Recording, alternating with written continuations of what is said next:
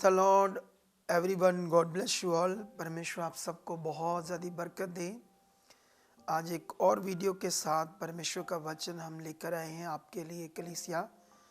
और मेरा विश्वास है कि इस वचन को सुनने वाले बहुत सारे लोग जब से ध्यान से सुनेंगे समझेंगे तो उनकी ज़िंदगी में परमेश्वर की पावर सामर्थ काम करेगी और अनुग्रह परमेश्वर का उन पर होगा और वो परमेश्वर की इच्छा में बढ़ेंगे और अपनी फैमिली में, अपने परिवार में, अपने कारोबार में, अपने जीवन में बहुत सारी ब्लेसिंग्स पाएंगे। सो स्टार्ट करते हैं परमेश्वर का पावरफुल वचन आज का। जैसे बहुत सारा हमारी उन्नति होगी, हमें आशीष मिलेगी। सो हम बाइबल में बहुत सारी बातें पढ़ते हैं, अलग अलग टॉपिक्स पढ़ते हैं, अलग अलग खुदा के काम पढ़ते हैं। पुराने नियम में, नए नियम में कैसे परमेश्वर अपने लोगों के साथ था, कैसे अपनी ताकत को प्रकट कर रहा था। और बहुत सारे लोग, दूसरी जातियां, दूसरे लोग भी परमेश्वर की सामर्थ के सामने हिल रहे थे ना। सो जैसे है ना, हर एक बलीवर चाहता है कि परमेश्वर की शक्ति में मैं फिल हो जाऊं, उसकी पावर में फिल हो जाऊं, या मैं उसकी आत्मा से भर जाऊं ना। ऐसे हर बलीवर चाहता है ना। जैसे सबसे बड़ा विषय ये है, एक व्यक्ति चाहता है कि परमेश्वर की शक्ति से मैं भर जाऊं, उसकी सामर्थ्य से भर जाऊं। अगर हम बाइबल में पढ़ते हैं ना, जैसे परमेश्वर ने अफिसियों में भी एक जगह पर चैप्टर 6 का वर्स 10 में कहा, प्रभु में और उसकी शक्ति के प्रभाव में क्या बनो, बलवंत बनो, है ना। या कुरिन्थियस में हम पढ़ते हैं तो वहां पर लिखा, तुम बलवंत बनो, उसकी शक्ति में बलवंत बनो, उसकी सामर्थ्य से, है ना। एक शक्तिशाली, है ना। ऐसे जैसे वैसे तो सर्वशक्तिमान परमेश्वर ही शक्तिशाली परमेश्वर है, लेकिन उसकी सामर्थ्य हम में काम करती है और उसकी शक्ति से हम भर सकते हैं, उसकी सामर्थ्य से हम भर सकते हैं। तो ऐसा कोई बलीवर, ऐसा कोई विश्वासी नहीं है जो ऐसा नहीं चाहता। लेकिन ये कैसे होगा ना, सबके लिए ये कैसे पॉसिबल होगा, इसके लिए क्या करना पड़ेगा। ये बड़ा एक महत्व है परमेश्वर के वचन का, है ना। जैसे बहुत सारे लोग सोचते हैं ना, जैसे प्रार्थना करो, जैसे संसार का ज्ञान है ना, भक्ति करो। मतलब जैसे भक्ति का मतलब कोई शब्दों को लेकर, कोई उनका भगवान है, कोई उनके पास नाम है, शब्द है, ऐसी चीज़ है, तो वो उसका जाप जाप करते हैं ना दुनिया में, संसार में। तो वो सोचते हैं ऐसा करने से हमारे अंदर शक्ति आ जाएगी, शक्ति हमारे अंदर काम करेगी, ऐसी चीज़ है ना। लेकिन प्रभु के भी बहुत सारे लोग जानते हैं कि अगर हम बहुत सारी प्रार्थना करेंगे तो हम शक्ति से भरेंगे। तो क्या सिर्फ प्रार्थना से करने से हम शक्ति से भरते हैं, या हम कैसे एक शक्तिशाली मनुष्य बन सकते हैं। अगर एक बंदा परमेश्वर की सामर्थ्य से भरा हुआ है तो सोचो वो किसी चीज़ की चिंता की ज़रूरत है। सोचो उसकी बॉडी में हालात, बीमारियां, या शैतान का प्रभाव, या नेगेटिविटी का प्रभाव, या हमेशा कोई ना कोई रुकावट, हमेशा कोई ना कोई प्रॉब्लम खड़ी है। क्या ऐसा हो सकता है उसके साथ? उसके साथ ऐसी प्रॉब्लम रह सकती है? तो कभी भी नहीं। तो इसके लिए आपको एक पॉइंट सीखना है आज, जो परमेश्वर मेरे द्वारा आपको सिखा रहा है। आप जानते हो, जैसे यीशु मसीह के पास कई तरह के लोग आए, उन्होंने यीशु मसीह को क्वेश्चन किए, जैसे यहूदियों, फरीसियों ने, है ना, ऐसे सामरियों ने, अलग अलग लोगों ने, है ना, ऐसे आकर क्वेश्चन किए यीशु मसीह को। एक बार एक लड़के ने कहा, वो बड़ा अमीर था, यीशु मसीह को कहा, हे प्रभु, मैं अनंत जीवन पाने के लिए क्या करूं। तो यीशु मसीह ने वहां भी उससे डिस्कस की, है ना।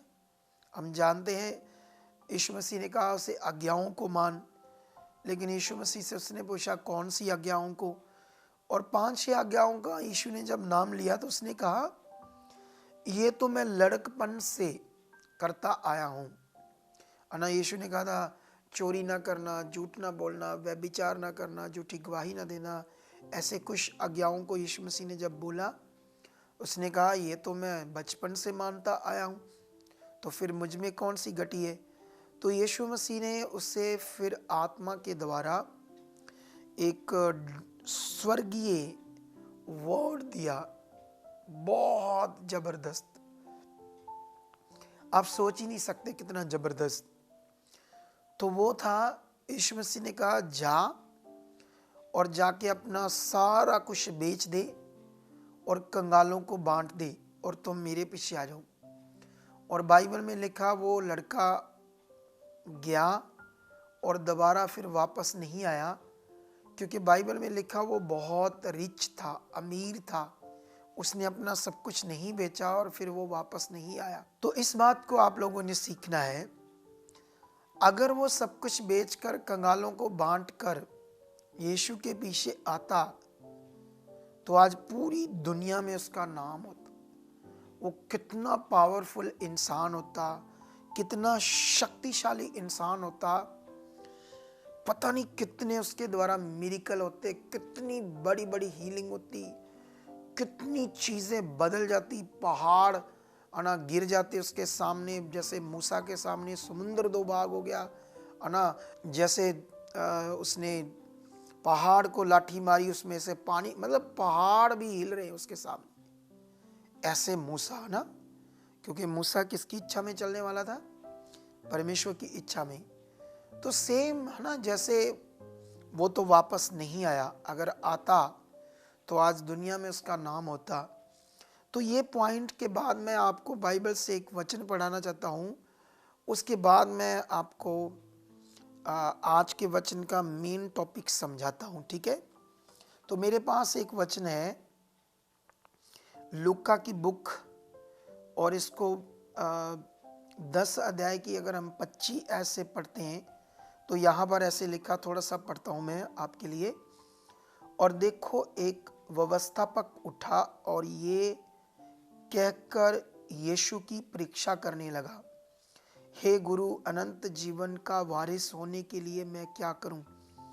तो यहाँ पर एक व्यवस्थापक, जो पुराने नियम में मूसा के द्वारा जो व्यवस्था थी, या पुराने नियम के जो भविष्यवक्ताओं की लिखी हुई बुक थी, पुस्तकें थी, उनका ज्ञानवान बंदा, उसको बोलते हैं व्यवस्थापक।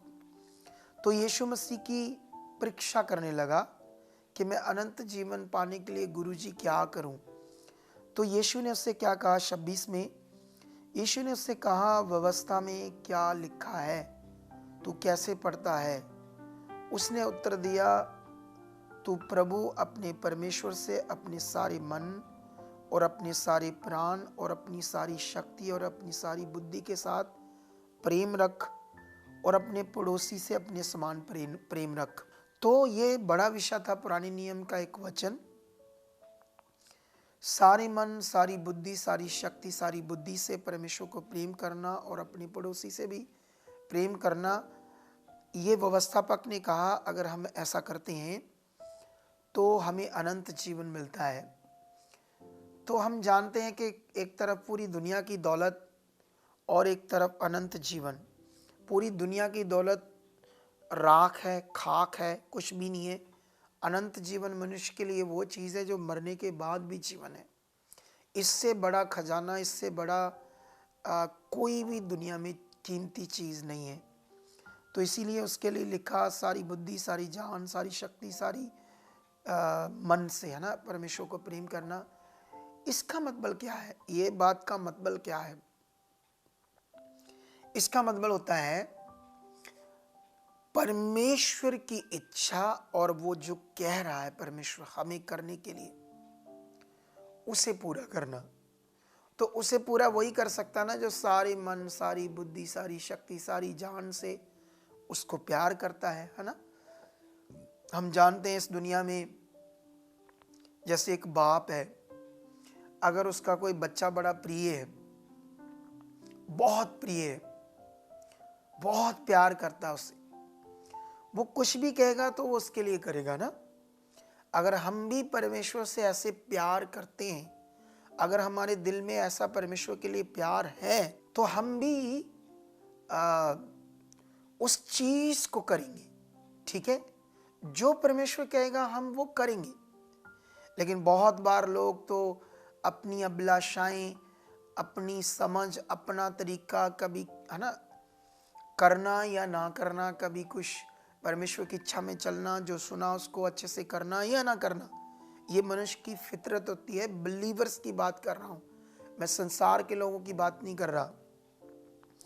तो ये विषय बड़ा है और यीशु के सामने जब ये बात को रखा गया, उसके आगे भी हम पढ़ते हैं। यहाँ एक हमारे लिए बड़ी जबरदस्त शिक्षा है।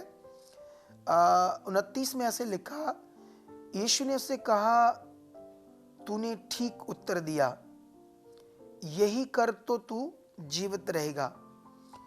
परंतु उसने अपने आप को धर्मी ठहराने की इच्छा से यीशु से पूछा, तो मेरा पड़ोसी कौन है? यीशु ने उसे उत्तर दिया, एक मनुष्य यरूशलेम से यरीहो को जा रहा था कि डाकुओं ने घेर कर उसके कपड़े उतार लिए और उसे मार पीट कर उसे अधमरा छोड़कर चले गए। और ऐसा हुआ कि उसी मार्ग से एक याजक, याजक कौन? जो परमेश्वर की वेदी की सेवा करने वाला है ना, एक खास अनॉइंटेड परमेश्वर का जन, एक संसार से अलग किया हुआ जन जो बहुत खास है, जिसकी जिंदगी में सबसे पहला दर्जा परमेश्वर का वचन, परमेश्वर की इच्छा, वो बंदा याजक। तो यीशु मसीह यहाँ उस व्यवस्थापक को एक उदाहरण से बहुत बड़ी शिक्षा दे रहे, तो उसको हम भी समझते हैं। तो यीशु मसीह ने कहा, जब ऐसा डाकुओं ने एक इंसान के साथ किया, अब यीशु मसीह उदाहरण से समझा रहा है उस व्यवस्थापक को कि उसी मार्ग से एक याजक निकला, है ना। तो याजक के बारे में अभी मैंने बताया, याजक एक संसार से अलग किया मनुष्य, खास, जो सबसे पहले परमेश्वर जो कहता वो करता। और यहां पर लिखा है, परंतु वो याजक उसे देखकर कतराकर चला गया। इसी रीति से एक लेवी उस जगह पर आया, वह ये भी परमेश्वर का प्रिय है। इसी लेवियों के कुल से याजक बनते हैं, मतलब ये भी बहुत धर्मी मनुष्य, ठीक है। तो यीशु मसीह एक उदाहरण से समझा रहा है कि इसी रीति से एक लेवी उस जगह पर आया, वह भी उसे देखकर कतराकर चला गया। तो दोनों की बात करने के बाद तीसरे मनुष्य की बात कर रहे हैं यीशु, वो है सामरी। कौन है? परंतु एक सामरी यात्री वहां आ निकला और आगे लिखा, और उसे देखकर तरस खाया। सामरी कौन? अन्य जाति, जो पापी लोग थे, जो जीवित परमेश्वर को नहीं जानते, जो पत्थर मिट्टी ऐसी चीज़ों की पूजा करने वाले लोग। लेकिन यीशु मसीह ऐसे उदाहरण, दृष्टांत यूज कर रहा है, एक पावरफुल मनुष्य को शक्तिशाली बनाने का विषय यहाँ पर है। और यहाँ पर लिखा, उसने उसके पास आकर उसके घावों पर तेल और दाखरस डालकर पट्टियां बांधी और अपनी सवारी पर चढ़ाकर सराय ले गया और उसकी सेवा टहल की। दूसरे दिन उसने 2 दिनार निकालकर सराय के मालिक को दिए और कहा, इसकी सेवा टहल करना, और जो कुछ तेरा और लगेगा वह मैं लौटने पर तुझे भर दूंगा। अब तेरी समझ में जो डाकुओं से गिरा था, इन तीनों में से उसका पड़ोसी कौन है? उसने कहा, वही जिसने उस पर दया की। तो यीशु ने उससे कहा, जा तू भी ऐसा ही कर। आमीन। यहाँ पर बहुत पावरफुल शिक्षा है हमारे लिए, क्योंकि ये जो याजक लोग थे, व्यवस्थापक थे, ये अपने आप को धर्मी समझते थे और अपने आप को परमेश्वर के नज़दीक समझते थे।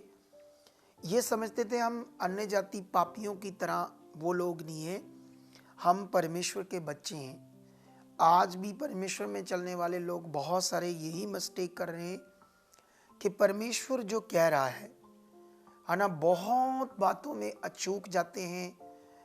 अब जो खुदा ने कहा उससे हम धर्मी ठहरते हैं, और जो परमेश्वर में कहते करने के लिए वो करना ही हमारा शक्तिशाली बनना है, ठीक है। फिर हमारे अंदर उसकी सामर्थ काम करती है, ताकत काम करती है। और अगर हम ये करते जाते हैं, और याद रखना, जब भी हम मन बनाते हैं परमेश्वर जो कह रहा है उसको करने के लिए तो पवित्र आत्मा ऑलरेडी हमारे जीवन में काम करता है। परमेश्वर की सामर्थ ऑलरेडी हमारे जीवन में काम करती है, उसको करने में हमारी हेल्प करती है। लेकिन करने के लिए अंगीकार करना, ध्यान देना कि हाँ जो खुदा ने कहा मुझे करना है, ये बात, ये विषय परमेश्वर ने ऐसे कहा है। जब हम इसको ध्यान देना शुरू करते हैं तो परमेश्वर की सामर्थ ऑलरेडी और दया हमारे ऊपर काम करती है। पवित्र आत्मा हमें मदद करता है कि जो परमेश्वर का वर्ड है, जो परमेश्वर हमको कह रहा है उसको करने के लिए। और आई होप इस वचन के द्वारा जितने भी लोग आज इस बात को सीख रहे हैं और समझ रहे हैं, मेरा विश्वास है, क्योंकि यहाँ पर है ना, जैसे एक बड़ा विषय था, वो था इस दृष्टांत से, इन बातों से हमारा एक अच्छा मन, आध्यात्मिक मन, दूसरों के लिए भी, अपने लोगों के लिए भी, और दूसरा परमेश्वर जो हमें कह रहा है वो करना। लेकिन परमेश्वर के लोग भी बहुत बातों में आगे पीछे होते हैं, इसीलिए उनकी ज़िंदगी में बीमारियां भी होती है, हालात भी होते हैं, दुख भी होते हैं, परेशानियां भी होती है, क्योंकि अपनी बुद्धि, अपना तरीका, अपना सोच है ना लगाते हैं हमेशा ही। बहुत बार बलीवर, अच्छा मैं ऐसा करूँगा, ये मेरे लिए राइट होगा, मैं ऐसे चलूँगा, ये करूँगा, है ना। हमेशा ये कभी प्रार्थना नहीं करते परमेश्वर क्या चाहता है, उसकी इच्छा क्या है।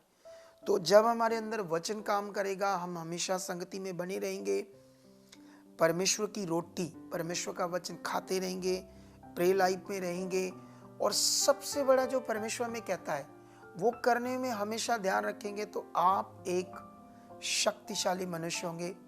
आपके जीवन में बीमारियां नहीं होंगी, हालात नहीं होंगे, रोग नहीं होंगे, और दूसरों से आपका भला होगा। आई होप इस वचन से तुम्हें परमेश्वर छू चुका है, ब्लेस कर चुका है, तुम्हारे मन को खोल चुका है, ताकि तुम ऐसा करो जो आज आपने सीखा है।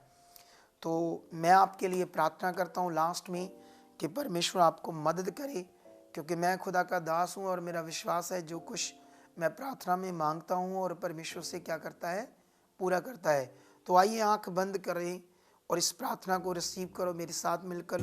धन्यवाद परमेश्वर, मैं तेरा दास हूँ खुदावंद, जो वर्ड, जो वचन आपने मुझे दिया खुदावंद, जितने लोग इसे सुन रहे, जितने लोग खुदावंद तेरे जो बच्चे बुलाए गए, जो परमेश्वर एक दिन अंधकार में थे, आज तेरी ज्योति में है परमेश्वर, आप इसी वक्त खुदावंद इनके मनों को छू रहे हो, इनकी आत्मिक बुद्धि से इन्हें परिपूर्ण कर रहे हो, इनकी मन की आंखों को राइट नाउ खोल रहे हो, खोल रहे हो, खोल रहे हो, यीशु मसीह के सामर्थी नाम से खोले। इसी वक्त सारी नेगेटिविटी, सारी रुकावटें, सारा हालात, सारा दुष्ट का गंदा प्रभाव, मैं यीशु के नाम से तेरी जीव शक्ति को मांगता हूं इन लोगों के ऊपर।